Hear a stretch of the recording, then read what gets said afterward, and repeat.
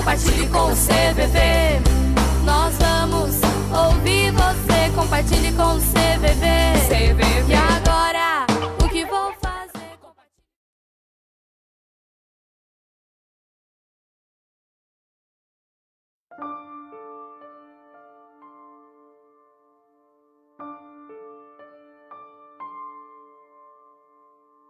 Quando grito, ninguém ouve. Quando peço, ninguém dá. Quando quero, ninguém atende. Quando choro, ninguém enxuga minhas lágrimas. Quando reclamo, a indiferença vem. Quando pergunto, ninguém responde. Quando durmo, os sonhos não vêm mais. Quando sonho, a realidade me acorda. Quando falo, ninguém se importa. Quando alerto, ninguém acredita. Quando busco, já não encontro ninguém. Quando vacilo, o tempo ainda resiste. Quando olho para o futuro, me dá saudade do passado. Quando recordo o passado, esqueço o presente. Quando vejo a morte se aproximar, me dá saudade da vida. Quando chega a noite, a lua ilumina meus medos. Quando o dia amanhece, o sol irradia novamente a minha esperança.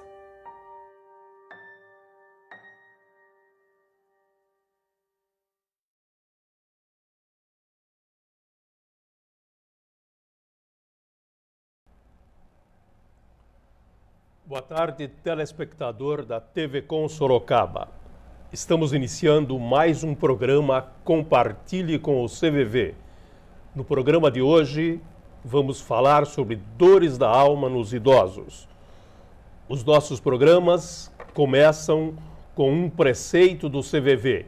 Lembrando a você que nos acompanha, telespectador, que os preceitos do CVV são frases fortes que sinalizam ao voluntário plantonista do CVV como vivenciar o trabalho que ele escolheu para ser voluntário. Vamos ao preceito de hoje.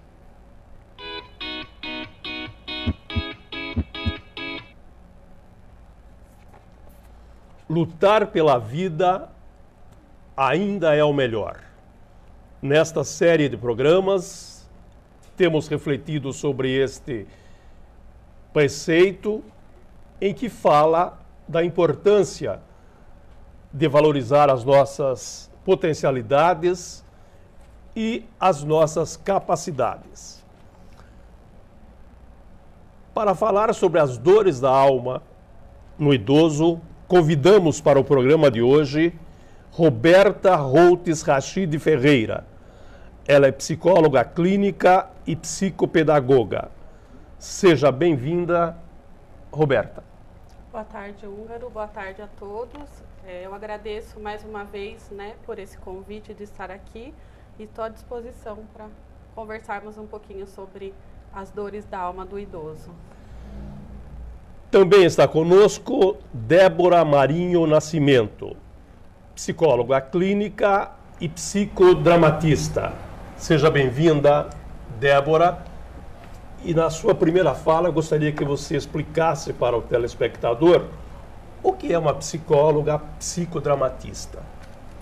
Boa tarde, Húngaro. Boa tarde, telespectadores. Obrigada pelo convite. É uma grande honra estar aqui compartilhando um pouquinho da minha experiência com você, com vocês,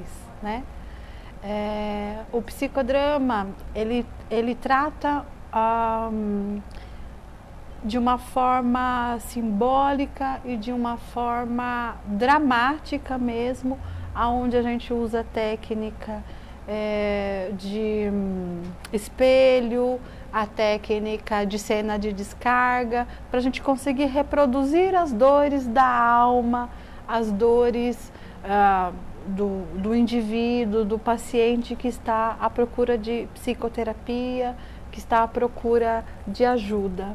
E essa técnica é uma técnica que eu uso já há algum tempo e ela surte um efeito um pouco mais rápido do que as terapias convencionais. Assim, eu já fiz experimento de terapias de uma técnica, de uma abordagem tradicional, e quando eu comecei a fazer o uso dessa técnica desde 2012 para cá, né, que eu venho acompanhando, que eu estudo com Vitor Dias, que foi ele que desenvolveu a análise psicodramática, e vem dado muito resultado. Então, assim, por meio da técnica do espelho, onde eu reproduzo as dores do outro, o outro consegue se ver, se perceber dentro daquela dor, e aí ele começa, poxa, mas por que eu preciso sentir tanto essa dor? Por que dói desta maneira? E aí a gente começa a trabalhar a partir desse espelho, dessa técnica, as formas de se olhar para a vida, de se olhar para as oportunidades de uma outra forma. A tônica dos nossos programas sempre é falar sobre a importância de que você fale daquilo que está incomodando. Ao mesmo tempo, estamos disseminando a importância de escutar. Se há alguém que está precisando falar, é importante que tenha alguém que se disponha a escutar. É este, aliás, o trabalho que o CVV faz há 55 anos no Brasil. Vamos iniciar, Roberta e Débora, falando sobre o filme que acabamos de assistir. O filme mostra para nós indiferenças, saudade e outros ingredientes que possivelmente vocês pensaram e vão falar sobre eles. Fiquem à vontade para falar sobre isso, mas eu queria fazer uma provocação a vocês. Isso que nós vimos no filme é uma realidade de todo idoso ou não? Ou alguns vivem essa situação e outros são privilegiados e não a experimentam? Na verdade, eu acredito que, pensando na população em geral, a gente pode considerar que poucos são privilegiados e não têm essa experiência, né? A gente tem acompanhado, com o crescimento da população idosa, né, a gente tem acompanhado uma preocupação maior com essa população. Então, existe mais investimento no cuidado desses idosos, né? Principalmente pela família. Tem famílias que acompanham esses idosos e fazem com que eles tenham a oportunidade de ter tratamentos e acompanhamentos que muitos não têm, né? Então, a gente tem uma minoria privilegiada que não vivencia isso que a gente viu no vídeo. Infelizmente, ainda a gente tem muitos idosos que passam por essa experiência triste que foi narrada no vídeo. Quer falar alguma coisa? O filme fala de saudade também.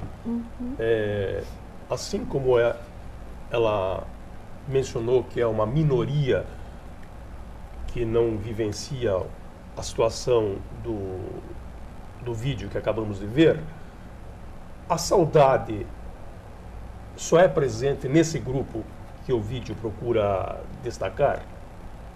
Não, pela minha experiência, né, eu percebo que assim, como a Roberta mesmo mencionou, hoje se tem mais estudos, mais investimento para essa população. Há um tempo atrás a gente tinha pouco conteúdo, pouca teoria, agora se tem mais. Mas não é verdade que são só eles que sentem isso, porque assim, eu vejo no consultório jovens, adolescentes que estão sem sentido na vida, sem objetivos, sem metas, que se encontram perdidos, que se encontram desorientados, enfim, né? Sem metas a seguir. Então, é predominante isso no idoso, por quê, né? Porque assim, a trajetória de vida, toda a expectativa de vida, ele já passou, já sofreu, e aí quando ele vê, puta, o que eu tenho ainda de vida, o que eu tenho ainda de expectativa para viver, o que eu ainda posso concluir, aí ele percebe, né? Ah, eu quero tirar carta, meu sonho é dirigir, mas não dá mais tempo, porque o Brasil já tem um limite máximo para a gente fazer isso, e aí, então tá vendo, mais uma coisa que eu não posso. Então eles se dão conta disso, a maturidade também faz com que perceba e se dê conta, não tenho mais tempo, né? E acho que o saber tem esse peso daí, né? Porque daí se deprime mesmo, porque eu não tenho mais conteúdo para, assim, energia, saúde, e aí também tem a questão social que também sabota, né? Essa coisa do enfrentamento do idoso, da terceira idade. A gente fala, até eu e a Roberta, a gente fala a melhor idade. Por quê? Porque assim, é a idade do saber. Assim, faculdade nenhuma ensina o que a vida ensinou para eles, né? Mas não se tem mais saúde, não se tem mais tempo para executar. E aí isso causa um sofrimento. Então a minha percepção é essa, e os estudos que eu tenho levantado, que eu tenho pesquisado, me levam a refletir acerca disso. Agora, não é um paradoxo o que você acaba de dizer? Depois de toda uma existência, formando a experiência, quando chega na melhor idade, quando se torna idoso, experimenta esses dissabores que vocês acabaram de descrever. Não. A experiência não deveria trazer uma qualidade de vida, uma compreensão das limitações que a idade traz? Eu percebi pela sua resposta, e o vídeo mostra bem isso para nós, que essa não é a realidade, né? À medida que a idade chega, toda a situação retratada no vídeo, de indiferença, de tristeza, de solidão, o idoso vivencia. Por que a experiência não contribui para que seja mais fácil a eles superarem isso? Infelizmente, a gente tem o conceito de finitude, né? E na idade, a idade mais avançada, na terceira idade, no caso, eles experienciam isso mais perto, né? Pela lei natural da vida, o idoso está mais próximo da morte do que uma criança, apesar de nem sempre isso acontecer. Mas o que fica mais próximo, quando fica mais próximo esse tempo que tem da finitude, isso vai gerando uma série de angústias no idoso, né? Então, é lógico que numa pessoa mais nova também gera, porque apesar da gente saber que naturalmente a gente nasce e a gente vai morrer, a gente não quer que isso aconteça, a gente não está preparado para isso.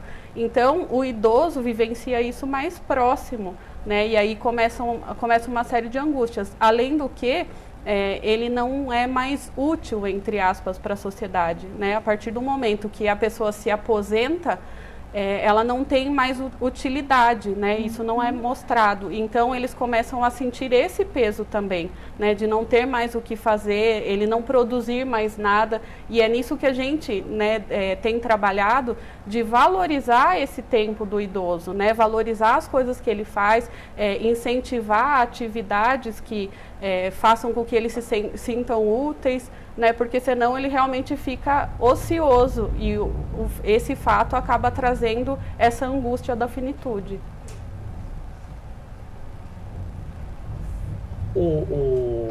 Vamos falar da aposentadoria conceitualmente, não é objetivo do programa, e nem queremos aqui discutir se o valor da aposentadoria é suficiente ou não, mas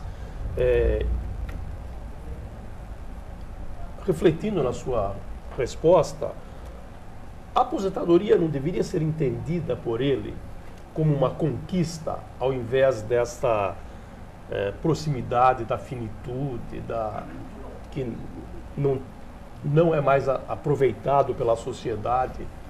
quando o idoso tem um preparo anterior para a aposentadoria, isso realmente acontece, né? O fato dele ter se preparado antes vai fazer com que ele aproveite melhor esse tempo que ele tem.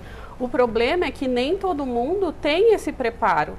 E aí quando aposenta, os primeiros anos, ok, a pessoa está super feliz, porque afinal ela trabalhou, ela deu o melhor dela e conquistou esse direito da aposentadoria. Mas depois disso, eles se veem inúteis mesmo, não fazem nada que traga algum retorno, né? E aí por isso que existe a questão de incentivar mesmo o idoso a cuidar de netos, né? Não que isso seja uma responsabilidade, mas que seja uma coisa que dê prazer, que traga prazer e que ocupe o tempo dele, porque senão fica essa coisa de o tempo tá passando e eu não estou fazendo mais nada, é essa sensação que eles têm, além de se sentir dependente dos outros, né? Conforme vai passando o tempo, eles ficam mais limitados, então tem alguns problemas de saúde, até questões financeiras, às vezes, né? O salário, enfim, da aposentadoria não é o suficiente para as necessidades, para o uso de medicação e tudo mais. Então, esses sentimentos negativos vão fazendo com que o idoso se sinta mal. Em vez de ele ficar feliz com a aposentadoria, com esse direito conquistado, ele vai ficando, vai trazendo algumas características depressivas mesmo. Pela experiência no tratamento e clínica que você tem, você percebe que o idoso, ele não tem oportunidade, ele não aproveita as oportunidades. Por exemplo, a Roberta mencionou, cuidar de neto, é uma oportunidade, ou coisas afins. Ele não aproveita, ele não enxerga, ele não quer se aproveitar disso, ou ele realmente é um excluído?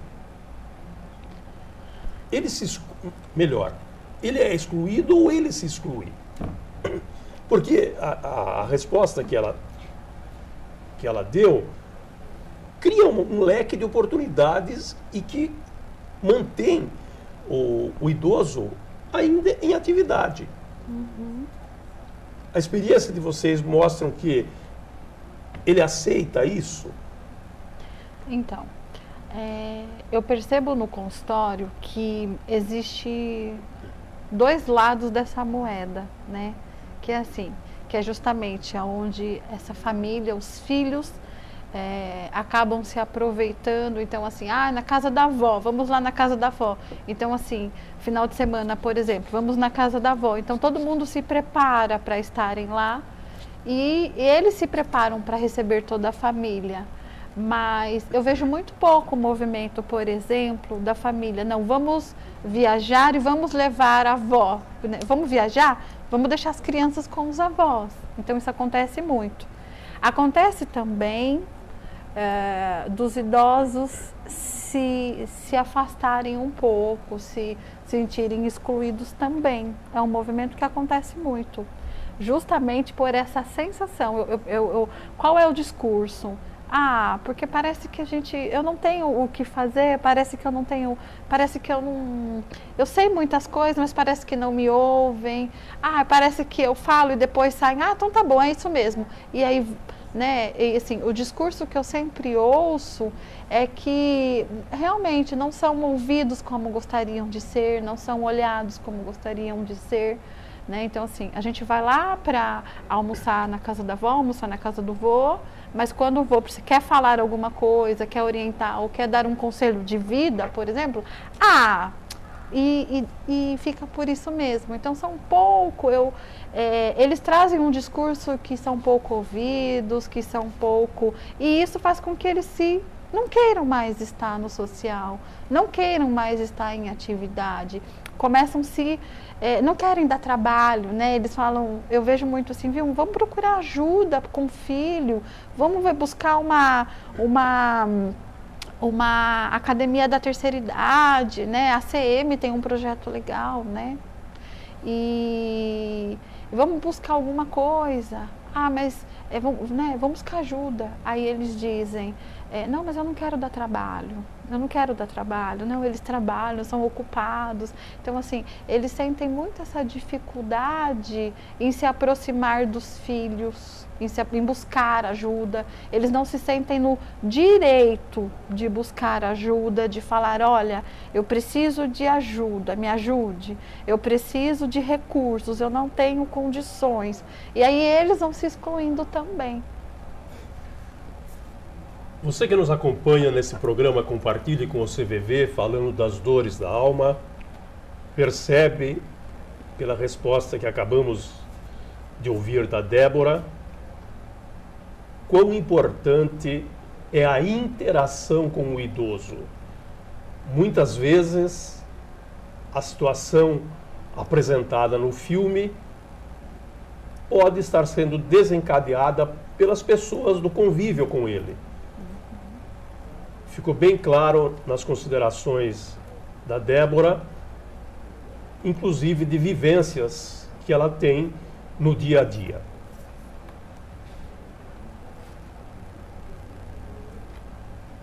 A dor da alma do idoso, existe alguma peculiaridade em relação à criança, ao jovem, ao adolescente?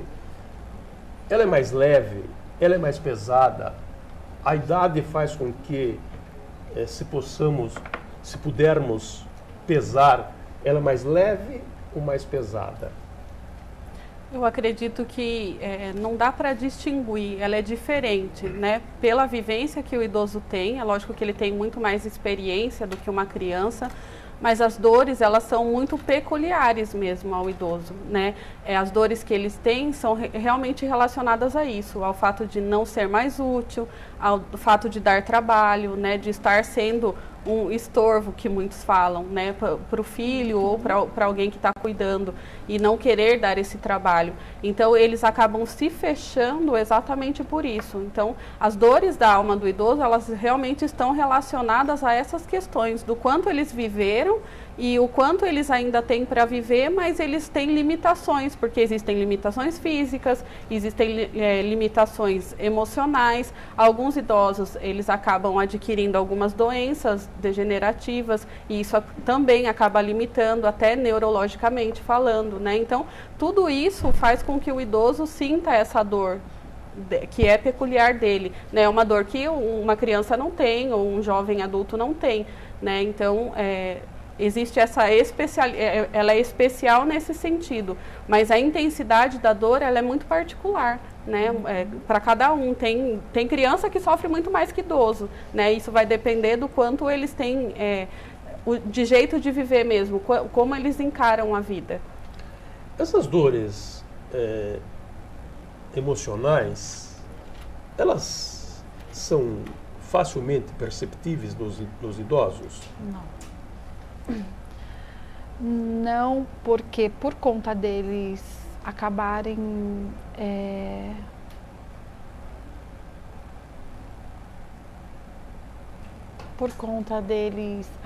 ficando um pouco, se deixando de lado mesmo, muitas vezes os filhos, os netos não percebem, os familiares não percebem, porque eles também falam muito pouco dessas dores, então eles sofrem muito sozinhos.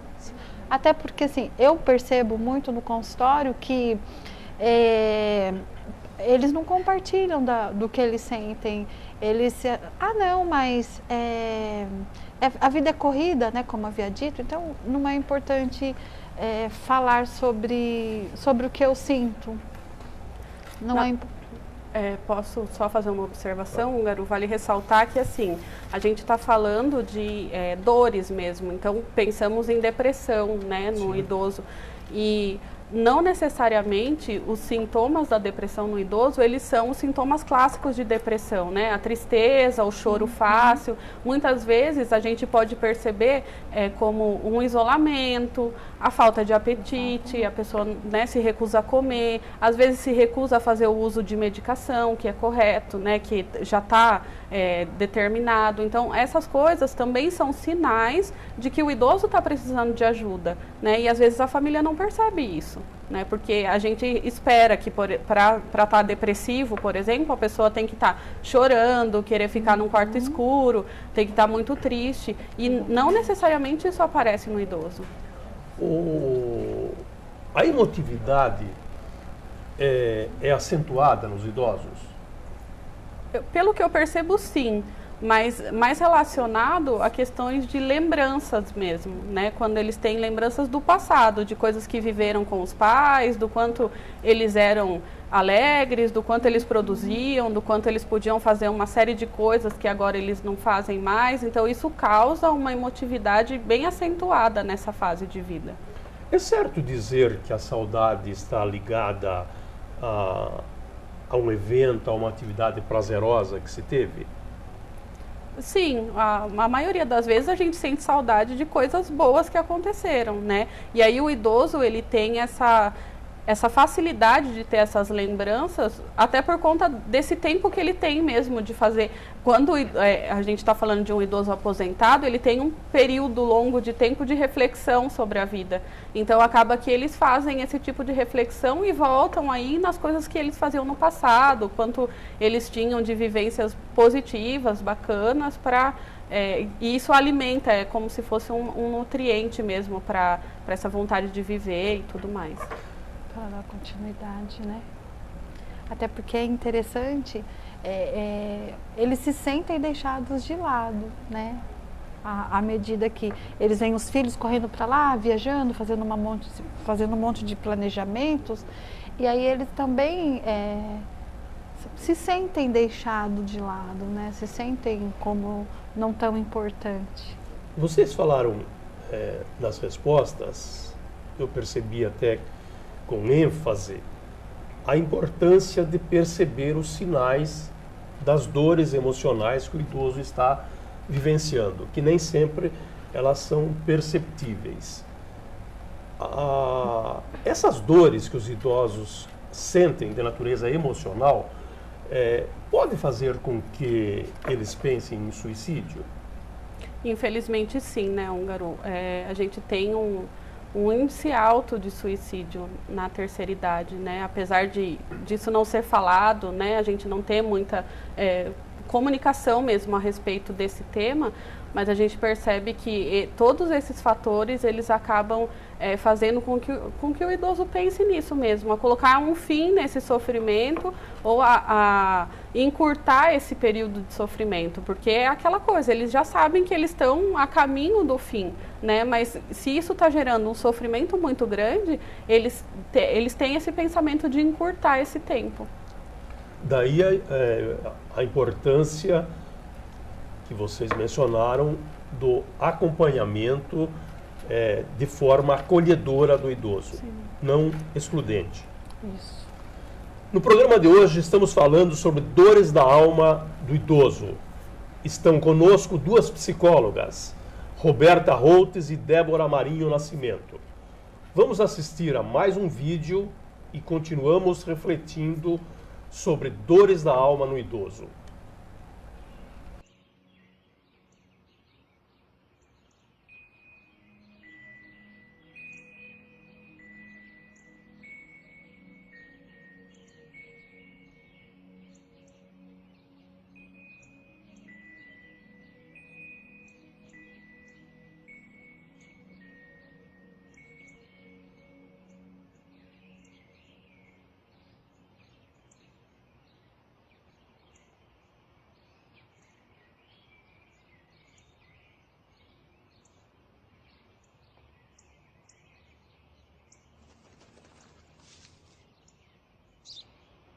O que é aquilo? É um pardal.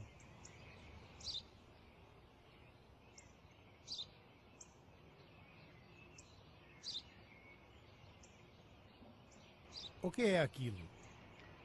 Eu já disse, pai. É um pardal.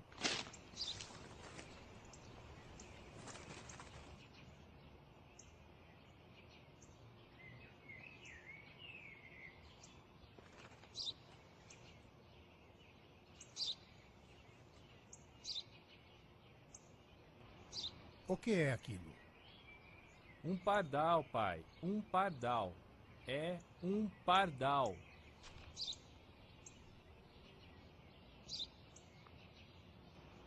O que é aquilo? Por que está fazendo isso? Eu já disse várias vezes. Isso é um pardal. Não consegue entender? Onde vai?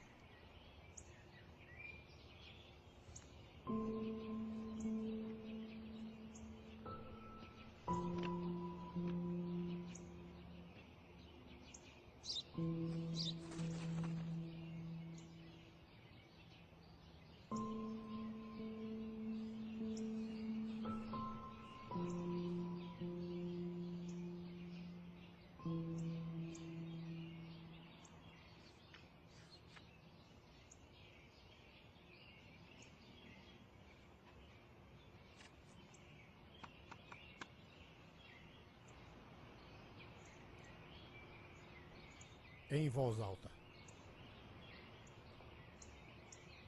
Hoje meu filho caçula, que há uns dias completou 3 anos, estava sentado comigo no parque, quando um pardal pousou na nossa frente. Meu filho me perguntou 21 vezes o que era aquilo, e eu respondi as 21 vezes que era um pardal. Eu o abracei todas as vezes que ele repetiu a pergunta, vez após vez, sem ficar bravo, sentindo carinho pelo meu inocente garotinho.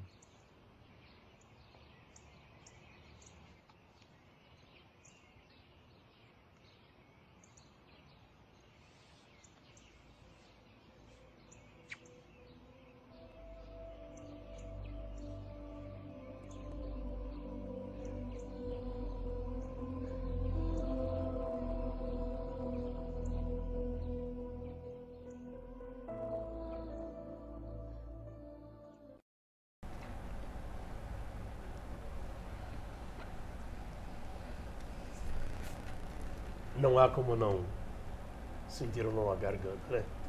Exatamente.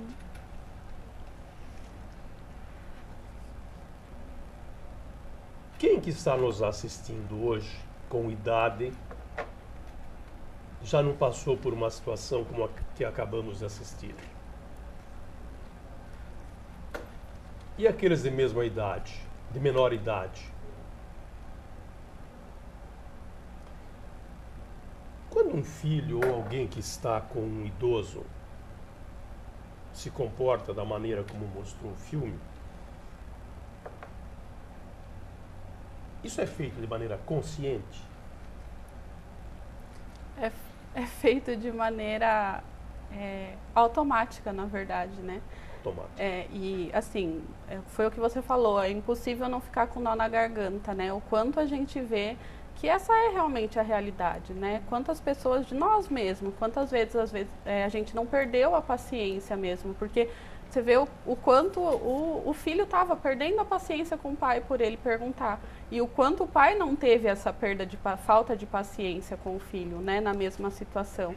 Então, a gente acaba fazendo de forma automática, porque o idoso, ele tem tempo de ficar perguntando ou falando, repetindo, muitas vezes em um caso de alguma demência, por exemplo, né, no caso do Alzheimer, que é uma coisa mais próxima de nós, assim, que a gente vê bastante, a pessoa repete uma série de vezes a mesma história, mas para ela não está repetindo, né? E quantas vezes a gente vê alguém que está cuidando do idoso falando, mas você já falou isso, né? E o quanto a pessoa fica chateada com essa repreensão desnecessariamente, porque ele não necessariamente ele sabia que ele estava repetindo a história. Então, o quanto a gente também tem que se colocar nesse lugar de se controlar para ter essa paciência mesmo de ouvir sem esse julgamento, de se dispor a estar ali com o idoso e ouvir o que ele tem para falar, mesmo que seja repetindo 10 vezes a mesma história. No final do primeiro bloco, nós falamos de que a situação que o idoso vive pode fazer com que ele pense em suicídio, como forma de abreviar o sentimento que ele está experimentando. Durante todo o mês de setembro, toda a mídia repercutiu a prevenção ao suicídio. E passado o mês de setembro, muito pouco se ouve falar sobre prevenção.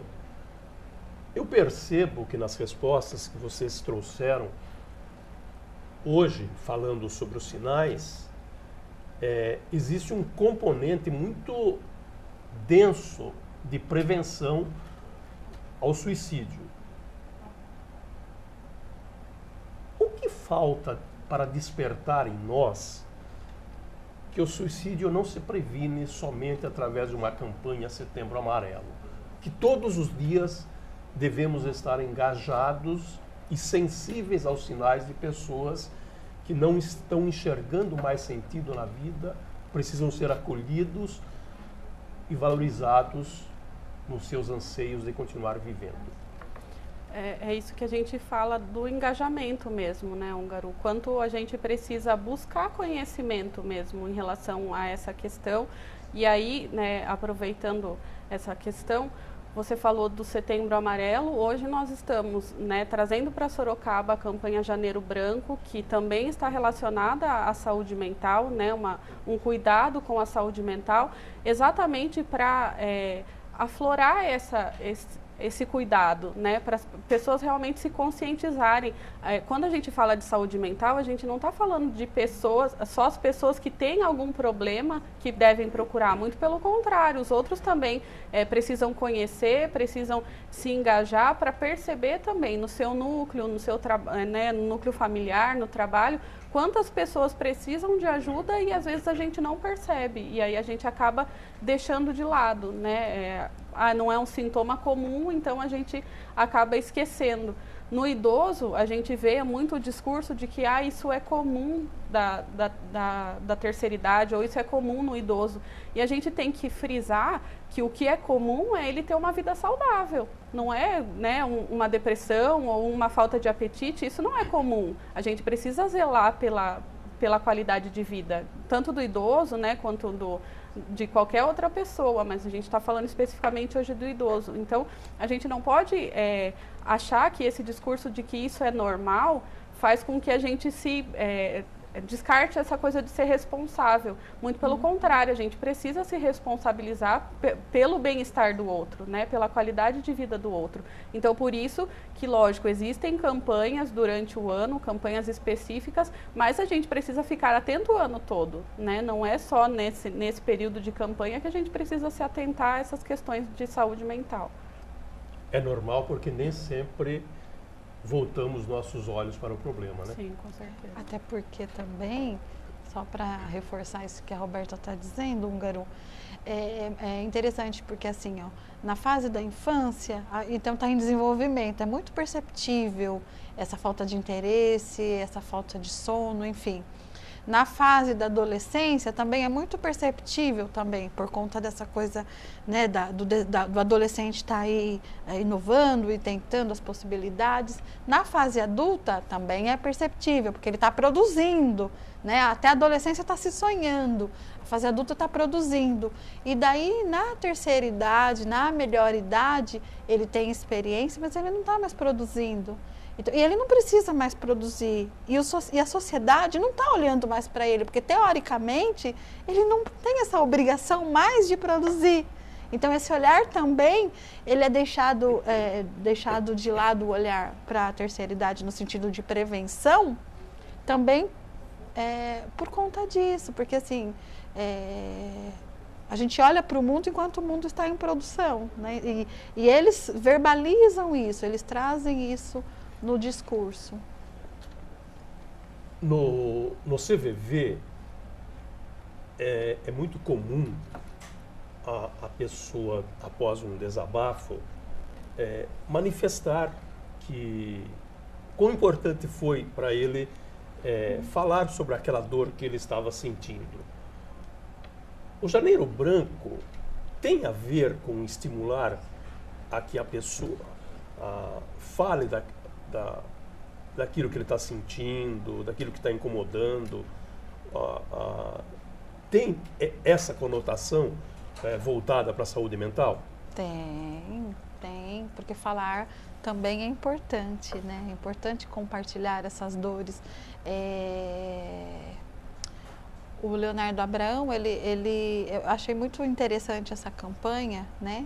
Porque embora hoje ainda buscar terapia é um negócio que é legal, mas muita gente desconhece, muita gente se fala ainda pouco, ainda se fala que psicólogo ainda é um pouco coisa de louco, ainda se fala muito isso, a gente ainda sofre esse preconceito, né? O psiquiatra, o médico ainda sofre esse preconceito, quem vai fazer um tratamento sofre esse preconceito. Hoje a gente ainda vê, embora a comunicação reforce, as televisões, os meios de comunicação reforcem, mas a gente ainda ouve ainda. Então, assim, o Janeiro Branco, ele vem também com esse engajamento, com essa proposta, né, de reforçar essa coisa do compartilhar a dor, do compartilhar o sofrimento, porque, assim, existem formas de se buscar ajuda, de se mostrar que existem formas, por meio de um abraço, por meio de, igual esse trabalho que o CVV desenvolve, que é muito legal.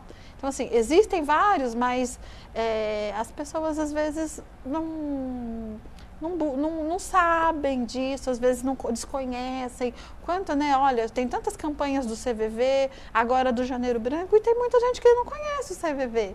Tem muita gente que não... Então, é uma proposta, acho que tudo que vem para reforçar para trazer essa leitura, esse olhar para o psicológico, né, é muito importante. A rede pública já disponibiliza esse tipo de atendimento? Existem psicólogos na rede pública que atendem, a exemplo, o mesmo trabalho que é feito no consultório, por exemplo? Existem poucos, né, Húngaro?